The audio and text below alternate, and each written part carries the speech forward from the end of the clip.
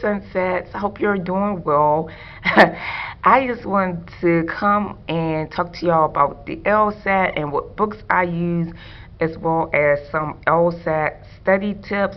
For those that are taking the LSAT a second time, third time, fourth time, fifth time, or even sixth time, I just wanted to go over some information because I did take the LSAT more than once. The second time, well, the first time I took it, and then when I was preparing for the second time, I made sure I printed out my candidate information, the candidate report from the LSAT website. When you sign up for the LSAT, after you get your score back, you can print out your candidate report. And this part of this is the candidate report. Right here is the actual Scantron you used, and it looks like this. And this is the information. It just shows your actual Scantron like that. If you're watching this after the fact, like the digital LSAT that's coming out, I'm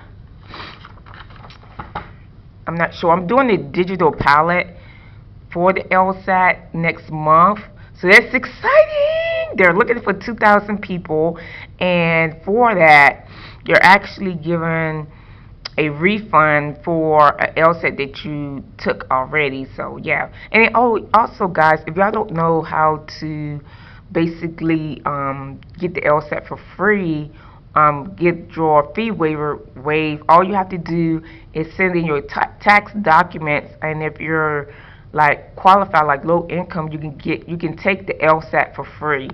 And yeah, I talk about that. Also, I have a website. It's called lsatbeyond.com, and I'll leave that in the description box, the information in the description box.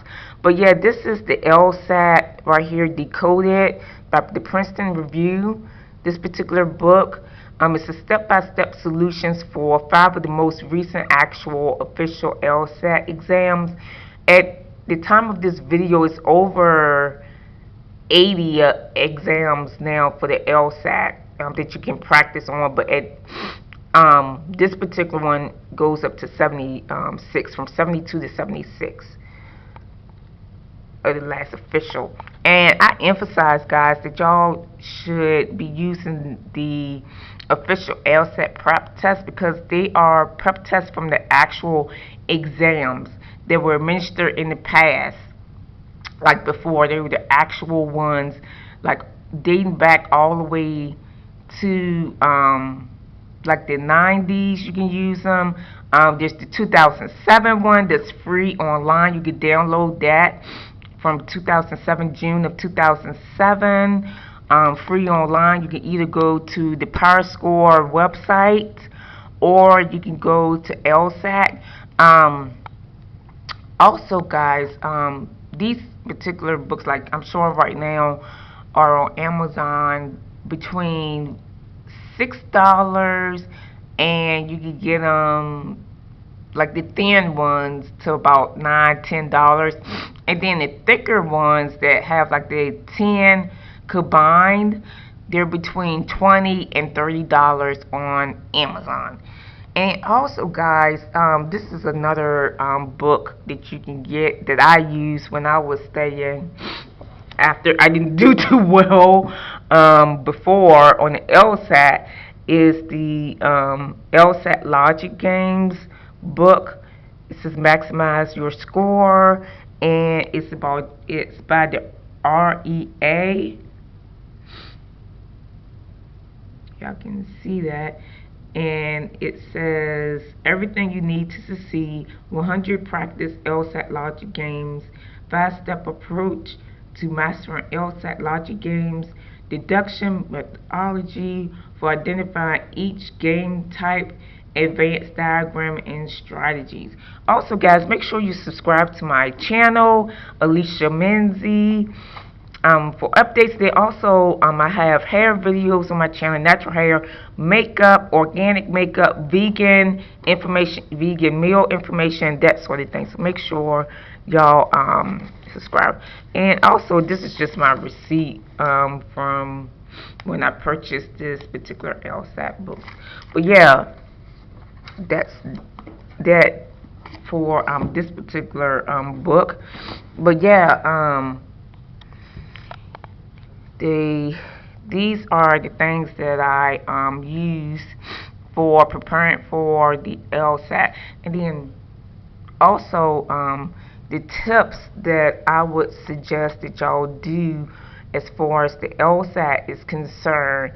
Make sure you just study hard for the LSAT. If you have a full-time job, or if you're in college right now, you're a junior or senior in college, make sure you plan out an actual schedule, and then also make sure when you do your actual schedule, you can type it out and you can say Monday, Tuesday, Wednesday, Friday, I'm going to actually study. And I'm going to just put this camera right here right quick.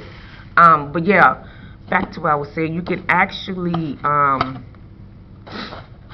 study. What you can do, you can actually study just by doing a schedule. And then what you also can do is write out, let's say on Monday you set aside 3 hours or 4 hours. If you have more time, you can do up to about 7 hours of prep time, or 8 hours if you want, like just full time studying for the exam. But make sure you have like a set study schedule and set to, stick to it. Yeah, stick to that schedule. And also you can follow the PowerScore blog. Make sure you follow that PowerScore blog. The PowerScore has a lot of good resources, and they have free webinars that you can study. A few years ago, when I first took the LSAT back in 2014, I actually took one of their free webinars, and the webinar was an hour long, and they normally charge $25 for that. So they offered it for free, and it was so good. You were able, they explained things down in an easy format, especially the logic games. They explained it so well in that particular webinar. You got a chance to actually, because their instructors from PowerScore did it, and then you can actually ask them questions, and you can see other questions that people ask as well as they popped up on the screen for that particular webinar. So that's neat. So make sure you basically subscribe to the PowerScore blog and things like that for that.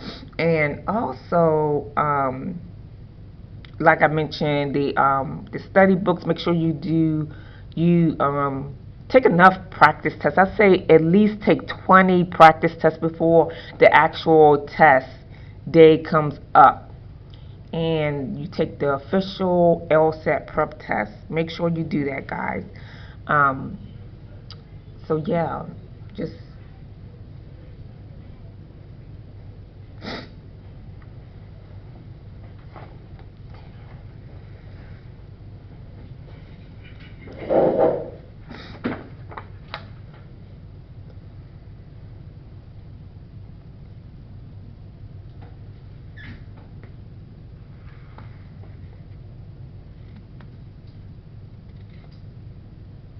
subscribe to my channel.